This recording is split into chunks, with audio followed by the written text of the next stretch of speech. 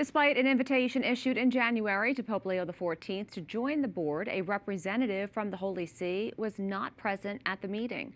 Cardinal Pietro Parolin, Vatican Secretary of State, said yesterday that the Holy See will not participate due to the board's, quote, particular nature. The Cardinal added that one of the points on which the Holy See has long insisted is that on the international level, the United Nations should manage these types of situations. The White House responded to the news last night. I think it's deeply unfortunate. I don't think that peace should be partisan or political or controversial. And of course, the administration wants all those who were invited to join the Board of Peace to join. Because again, the Board of Peace is overseeing the reconstruction of a territory that has been plagued with violence, with bloodshed, with poverty for far too long. Joining us now from Rome is EWTN Senior Vatican Analyst Frank Rocca. Frank, thank you so much for your time.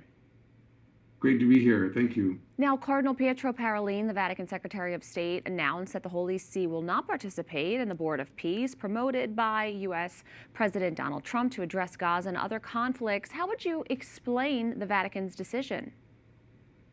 Well, he was a little vague. He said that there were certain points they were perplexed about that they wanted to clarify, but he did say one specific thing. He said, we believe that above all that the United Nations should be the place where these crises are addressed. So he emphasized that and was clear about that.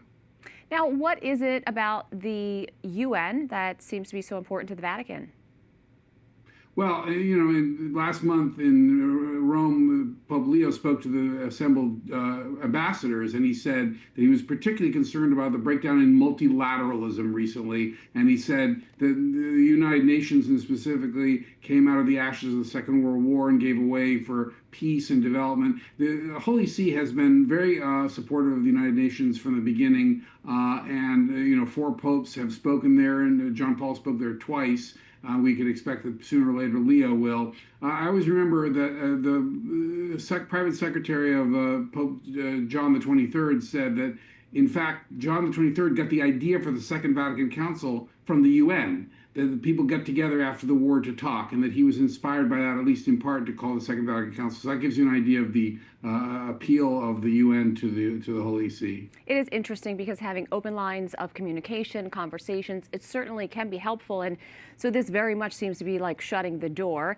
But also, we heard from the White House, Press Secretary Karoline Leavitt. She commented on the Vatican's decision not to join the Board of Peace, calling it deeply unfortunate and saying she doesn't believe peace should be partisan or political or controversial. What could this mean for U.S. relations with the Holy See? Well, Cardinal Pietro Parolin, the Latin Patriarch of Jerusalem, who also has a big say in this, specifically to do with Gaza, he said that the Board of Peace was a colonialist operation that was not taking the Gazan people, the Palestinians' views in account. So yes, this will be another stress point in the relations between the Vatican and the Trump administration. There's no question about it. Another one has been obviously migration. The Pope and the U.S. bishops have spoken about this, and obviously different from the Trump administration's approach. And we just learned today that the Pope who will not be going to the United States this year, or the 250th anniversary of the United States, will be going to Lampedusa on July 4th. And Lampedusa is an island in the southern Mediterranean that's associated with the migrant crisis in Europe, and where Pope Francis spoke some years ago. So we can expect the symbolism of that to also be underscoring another point of tension between the Vatican and the White House. And we expect that will be on several issues. Frank Rocca, EWTN Senior Vatican Analyst, thank you so much. Thank you.